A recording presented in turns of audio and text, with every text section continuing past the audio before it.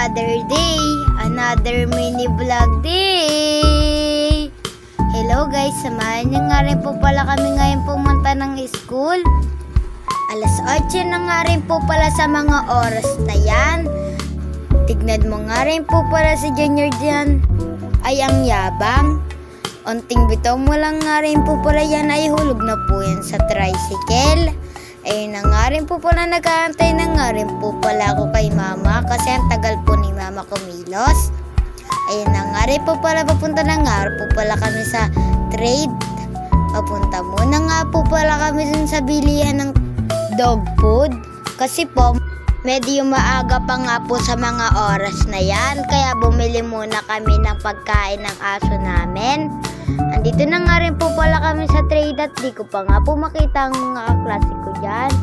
Nung nakita ko nga po pala yung isa kong kaklase, sinamahan nga po pa nila ako sa mga iba pa po naming kaklase.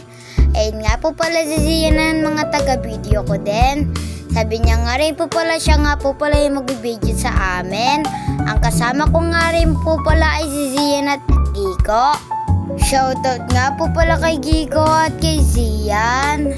Kahapon pa nga po pala tong mini vlog na to pero ngayon ko lang po na-upload.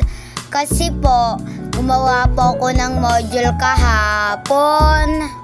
Sabi nga po pala ni Zian, hawakan niya daw po yung cellphone ko at bibidyoan niya daw po ako. Sabi ko naman po, ipakita niya yung buong Hakobo. Pinakita niya naman po. Ayun nga po pala ang aking taga-video. Ayun na nga rin po pala, pupunta nga rin po pala kami sa classroom. Lilibutin po namin ng buong Hakobo. Kasi po sa isang araw hindi po namin tumalibot kasi ang laki-laki. Andito nga rin po pala kami dahil po magmi-meeting po ang aming magulang at guro.